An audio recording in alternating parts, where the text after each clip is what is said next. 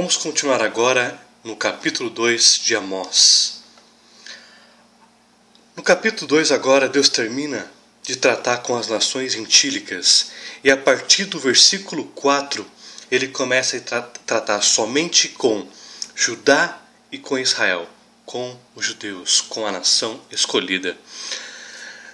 No versículo de 1 a 3, Deus trata com Moabe. Moabe é uma nação gentílica, o qual foi descendente de Ló com sua filha mais velha. Então vamos no versículo 1. Assim diz o Senhor, por 3 transgressões de Moabe, por 4, não sustaria o castigo, porque queimou os ossos do rei de Edom, até reduzir a caos. Aqui novamente nós vemos Deus empregando paralelismo numérico hebraico. Por repetidas vezes Moabe cometia erros, crimes de guerra, crueldades contra pessoas. E aqui no versículo 1 ele está dizendo o seguinte, o Senhor Deus de Israel: não pouparei o castigo, porque vocês queimaram os ossos do rei de Edom. Edom era aliado de Moabe. Ambos, em um certo momento, estavam unidos para atacar os judeus, para atacar Israel. E Deus acabou levantando o povo judeu, protegeu-os e eles acabaram vencendo a guerra. E Moabe acabou tendo divisões com o seu aliado, com o seu maior aliado, Edom. E nessas brigas, Moabe acabou atacando o próprio aliado, começou a persegui-los e a matá-los no próprio arraial, onde haveria uma guerra ali, e eles começaram a um brigar com o outro. E no final, Moabe pegou o filho do rei, que era uma criança, e queimou em sacrifício aos deuses de Moabe. Então Deus está dizendo o seguinte aqui: não pouparei o castigo contra vocês, Moabe, porque vocês estão cometendo sacrifício de crianças aos seus deuses. E por repetidas vezes você tem cometido crimes de guerra. E aí no versículo 2 Deus diz: por isso meterei fogo a Moabe, fogo que consumirá os castelos de Queriot. Moabe morrerá entre os grandes estrondos, alarido e som de guerra. Então aqui Deus está dizendo o seguinte, que havia aquele cenário de homens preparando-se para a guerra, com gritos, com alaridos, aquele grande alvoroço. Ele está dizendo que Queriot seria destruído com fogo por esses guerreiros, e eles seriam humilhados. Versículo 3: eliminarei o juiz do meio dele, e todos seus príncipes com ele matarei, diz o Senhor. Aqui é uma referência aos reis de Moabe. Então os reis antigamente tinham o papel de também julgar. Então aqui Deus está dizendo o seguinte: os seus reis que fazem papel de juízes, também ele os matará. Então aqui Deus está dizendo o seguinte: Moabe, novamente, eu estou vendo o que vocês estão fazendo contra pessoas, o que vocês estão fazendo com o meu povo, e vocês sofrerão duras penalidades por causa disso.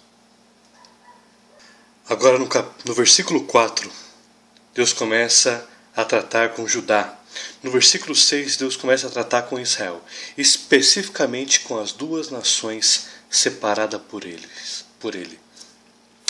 Versículo 4: por 3 transgressões de Judá e por 4, não sustaria o castigo, porque rejeitaram a lei do Senhor e não guardaram os seus estatutos. Antes das suas próprias mentiras os enganaram, e após eles andaram os seus pais. Por isso meterei fogo a Judá, fogo que consumirá os castelos de Jerusalém. Judá estava num momento muito próspero, estava sob o reinado de Uzias. Eles não estavam numa depravação total, mas recebia fortes influências de Israel, que estava sobre o trono de Jeroboão. Israel já estava numa decadência total, já tinha se transformado numa sodomia. Judá não estava nesse nível de depravação, depravação espiritual, depravação sexual, depravação judiciária, mas estava caminhando para o colapso. E aqui Deus não está gastando tanto tempo para poder falar de Judá, mas Ele vai abrir como um médico legista a nação de Judá e a nação de Israel. E Israel, o sintoma era muito mais grave, era um sintoma cancerígeno que tinha se espalhado pela nação de Israel. Então aqui Deus está dizendo, como consequência de vocês terem rejeitado a lei do Senhor e não guardaram os meus estatutos, e vocês se enganaram nas suas próprias mentiras, assim como seus pais também o fizeram, meterei fogo a Judá e o fogo consumirá os castelos. Então, o sintoma que estava vendo aqui foi que Judá rejeitou a lei de Moisés, que Judá não colocou os mandamentos, a lei do Senhor, no coração. E pior, as próprias mentiras deles estavam enganando eles mesmos. Consequência disso, fogo em Judá, que consumiria os castelos em Jerusalém. Note, Deus está empregando aqui o paralelismo numérico hebraico. Da mesma forma que Deus empregou com as nações gentílicas, agora está empregando este mesmo conceito em Judá e em Israel no versículo 6. No versículo 6 agora em Israel diz o seguinte: por 3 transgressões de Israel e por 4 não sustaria o castigo, porque os juízes vendem o justo por dinheiro e condenam o necessitado por causa de um par de sandálias. Uma característica que se destaca no livro de Amós é um profeta que fala muito sobre questões sociais. Ele destaca isso de forma muito forte no livro. E aqui no versículo 6 está dizendo o seguinte: paralelismo numérico hebraico novamente, e porque os juízes vendem o justo por dinheiro. Aqui Deus está falando que o judiciário de Israel estava corrompido, e eles estavam vendendo o justo por dinheiro, os pobres por dinheiro. E ainda diz mais o seguinte: condena o necessitado por causa de um par de sandália. Isso denota humilhação para com os pobres. Então, o sistema judiciário estava corrompido. Deus está dizendo que Ele traria castigo a Israel. Por quê? Porque os juízes estão corrompidos. O sistema judiciário está corrompido. O justo está sendo vendido por dinheiro e os pobres estão sendo humilhados, sendo vendidos por causa de um par de sandália. Aqui podemos entender até um sistema muito mais amplo. As próprias leis estavam sendo aplicadas para os ricos, enquanto os pobres padeciam de fome, de justiça. Eles estavam sendo escravos pelo sistema judiciário, pelo Estado, pelos religiosos que eram ligados ao Estado. Versículo 7, suspiram pelo pó da terra sobre a cabeça dos pobres, denotam que os pobres estavam sendo humilhados. E ainda diz que Israel estava pervertendo o caminho dos mansos. No versículo 7, um homem e seu pai coabitam com a mesma jovem, e assim profanam o meu santo nome. O que isso quer dizer? Que o pai e filho faziam atos sexuais junto com a prostituta cultual. Denota, mostra a degradação da família.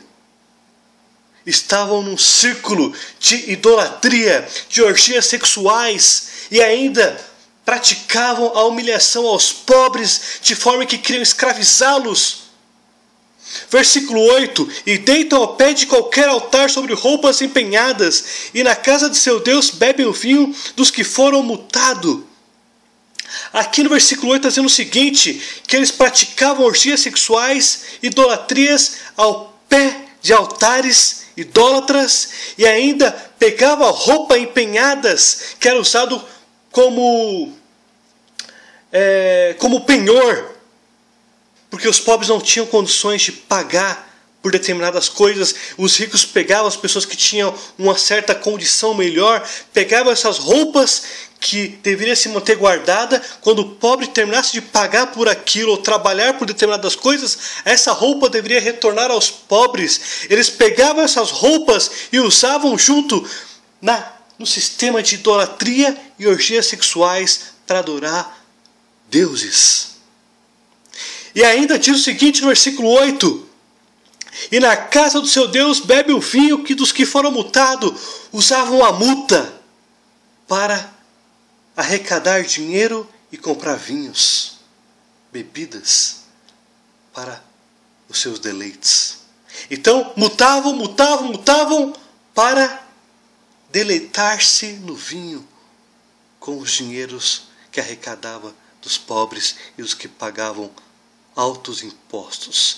Aqui denota que havia um grande sistema de corrupção, de taxação de impostos, e eram desviados para trazer benefícios aos que estavam na liderança religiosa, política e estatal. Versículo 9: todavia destruí diante deles o amorreu, cuja altura era como cedros e era forte como carvalhos, e destruiu seu fruto por cima e as suas raízes por baixo. A partir do versículo 9, Deus começa a lembrar a Israel sobre o que ele fez no deserto, os prodígios que ele fez para que o povo tivesse liberdade, para que o povo pudesse crer no Deus de Israel. Ele está tentando trazer a memória para que o povo pudesse se arrepender do que eles estavam praticando. Ele começa a relembrar o povo. No versículo 10, também vos fiz subir da terra do Egito, e 40 anos vos conduzi no deserto, para que possuísseis a terra do amorreu. Novamente Deus enfatizando o que ele fez no passado por seu povo, porque ele amou o seu povo, ele amava o seu povo, ele estava tentando buscar arrependimento, ele estava trazendo a memória o que ele fez por esse povo, para que eles preservassem a lei, não só a lei no sentido jurídico, mas amassem. A Bíblia diz o seguinte: escondi a tua palavra no meu coração, para não pecar contra ti. Versículo 11: dentre os vossos filhos suscitei profetas, e dentre os vossos jovens nazireus. Não é isto assim, filho de Israel, diz o Senhor? Ele está dizendo que dentro da nação de Israel, ele separou profetas que guiava a nação de Israel, guiava a nação de Judá, e assim como os gentios que queriam adorar os deuses de Israel. E ele complementa no versículo 12: mas vós aos nazireus deste a beber vinho, e aos profetas ordenaste dizendo: não profetizeis. Agora Deus está dizendo o seguinte: eu enviei profetas para vocês, eu enviei nazireus para vocês, e agora vocês estão dizendo que vocês não querem ouvi-los. Vocês estão dizendo para eles se manterem em silêncio, calados, porque vocês não querem mudar os seus corações. Aqui está mostrando que Israel estava rejeitando o Senhor. Aqui está mostrando que Israel não queria ouvir o caminho que poderia endireitá-los. Eles estavam rejeitando os profetas. Eles queriam que eles se mantessem em silêncio.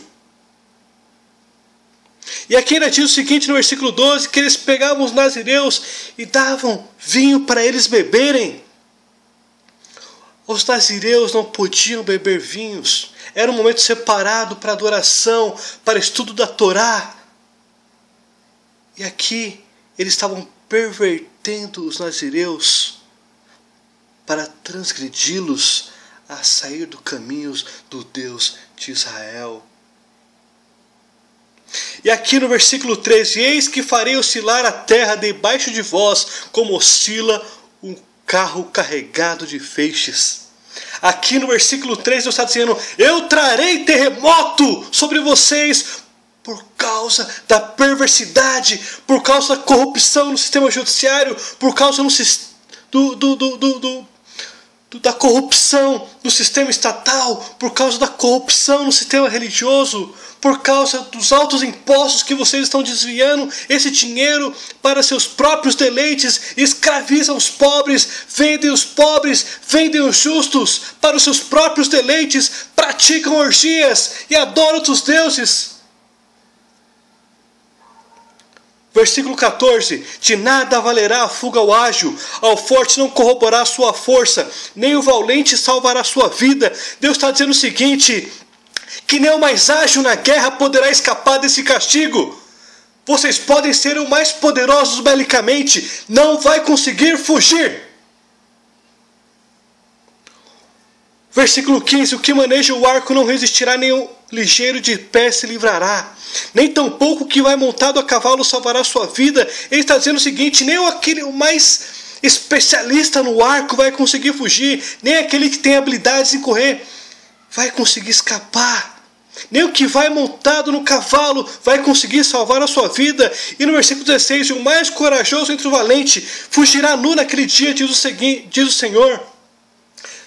O versículo 16 diz o seguinte, o valente, quando ver que está sendo invadido Israel pelos seus inimigos, ele não vai ter tempo de colocar sua roupa e vai fugir nu para não morrer, mas mesmo assim ele será capturado. Deus abriu aqui, agora em Israel, no ano de 755 como legista, ele está mostrando o câncer que se alastrou em Israel pelo pecado.